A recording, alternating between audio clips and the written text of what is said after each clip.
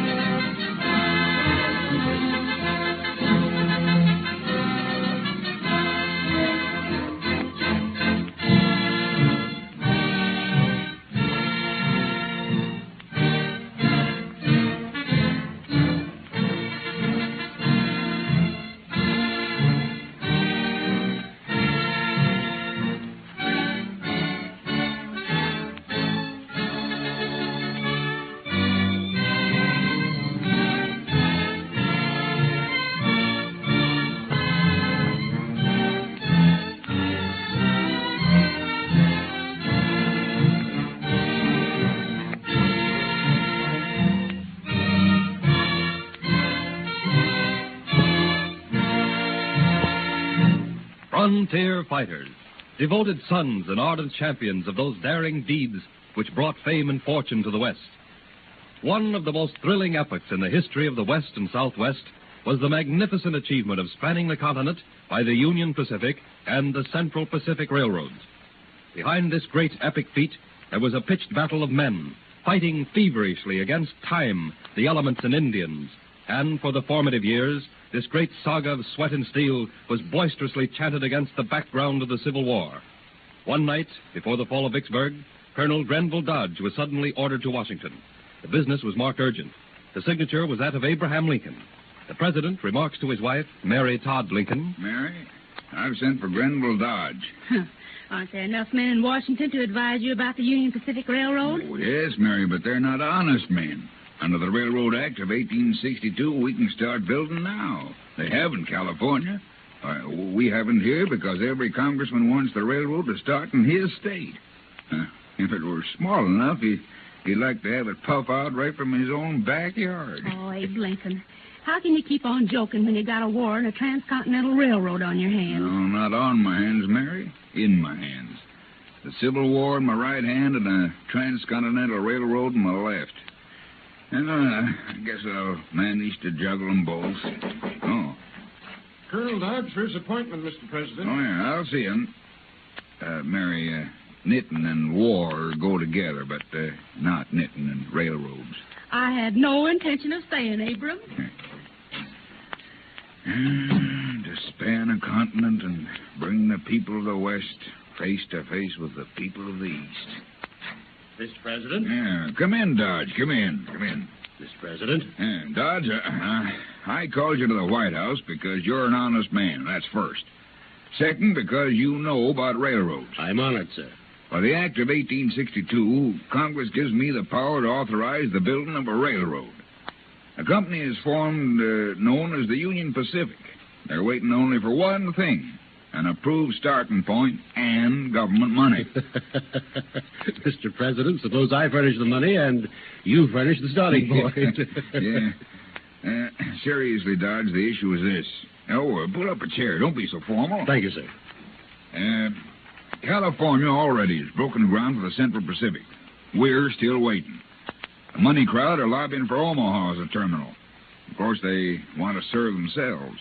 I want to serve the nation. You can serve the nation best, Mr. President, by breaking ground at Council Bluffs, Iowa. If you step to this map, sir. Well, that is strategic. This is the way the route should go. Starting here and possibly meeting with the Central Pacific in Utah. That's a great stretch of country. Plains, desert, mountains. You'll need an army of workers, Mr. President, to build the railroad and an army of soldiers to protect the workers. Well, Dodge, when do you think this work should start? Right now, sir. That's the way I feel about it. If I can just live to see the war brought to a just and righteous end and this railroad underway... Why, Mr. President, you live to drive the golden spike in the last railroad tie connecting east and west. No man lives longer than he should, and there's no exception to the rule, be the man a rail splitter or a president. I'll start the work, Dodge, but when the war is over, I want you to finish it.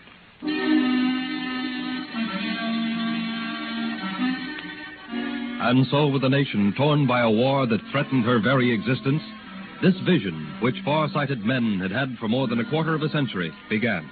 Feverishly, thousands of men worked under the burning sun of summer and the rain, snow, and stinging sleet of winter. Worked, sweated, swore, but drove on. Millions of government money more than matched millions of private capital. Out of the gloom and suspicion which shrouded the early years emerged hope and optimism and faith. Hundreds of miles of tracks had been laid both in the east and the west. The war was drawing to a close. Then, suddenly came the day the war was over. In the west, Leland Stanford, inspiration of the Central Pacific, said, I say that every man who lays down his musket should pick up a shovel, an axe, and a hammer and work for the railroad. The destiny of the west lies in the east, and the destiny of the east in the west. God speed the day when men and women in the east, the west, the north, and the south shall stand shoulder to shoulder and heart to heart, not as rebels or Yankees, but once again as Americans.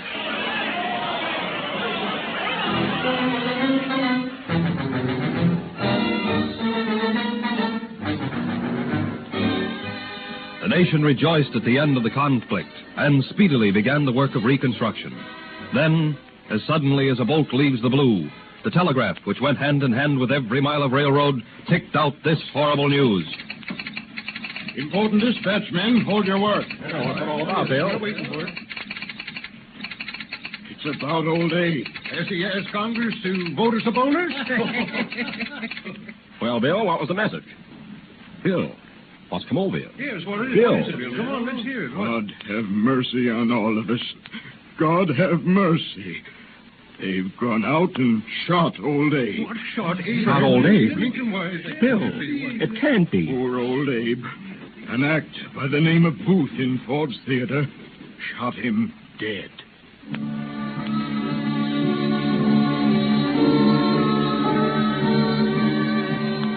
For the next week, after the assassination of Abraham Lincoln, chaos was king. The alarmists predicted the railroads would be abandoned.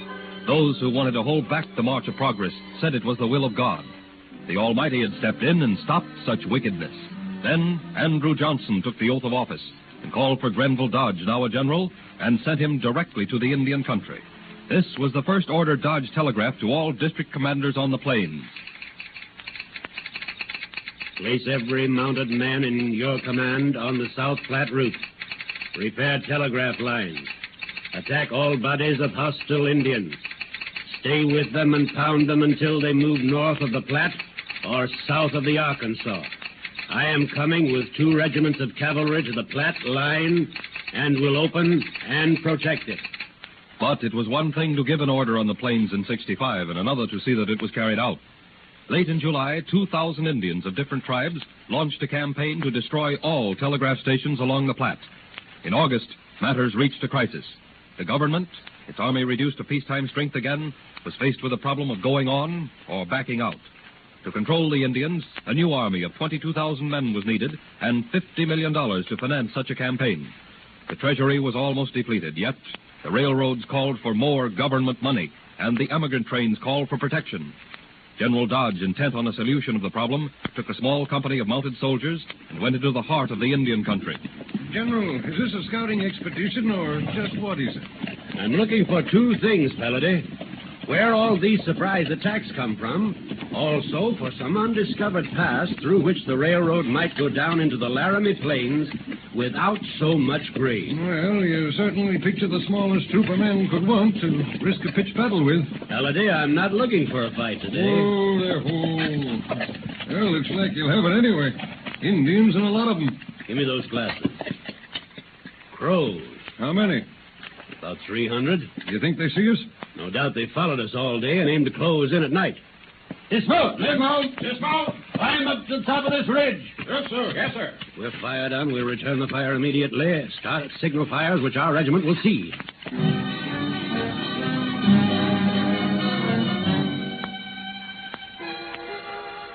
Look, the Crows have dismounted now. They're starting to scale the mountains to cut off retreat either north or south. All right. We're high enough for the fires, and there's plenty of fuel here. Start the signal fires. Yes, sir. Indians coming closer. 6 of you men, start picking them off. Fire's going, sir. Let them have a volley or two. Good. All right, men. Let them have a volley. Yes, sir. Guess I'll pick off 1 or 2 of them Crows myself. What's rising, sir? General Dodge. Good. We should have an answering signal before long. More Crows scaling the mountains here. A volley in that direction, men. Our camp's answering, sir. They're coming.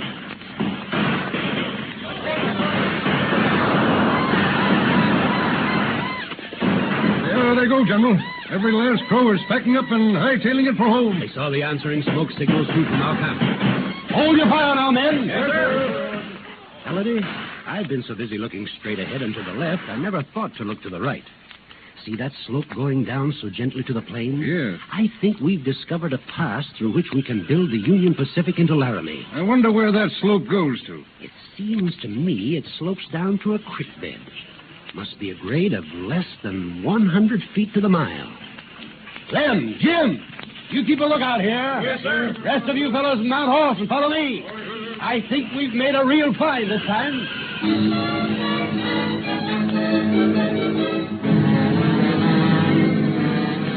General Dodge made a discovery that is part of the history of the Union Pacific.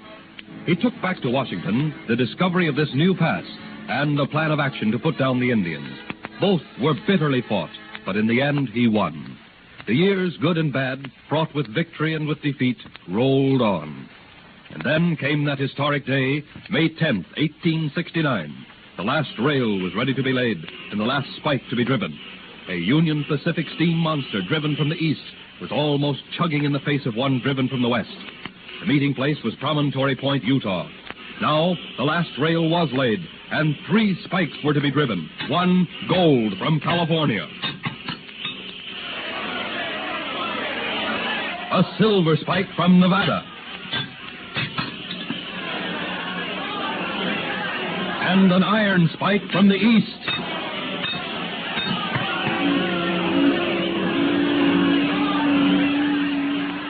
A telegraph line attached to the silver hammer used to drive the spikes was wired to a telegraph instrument, and the thrilling news was carried to the nation.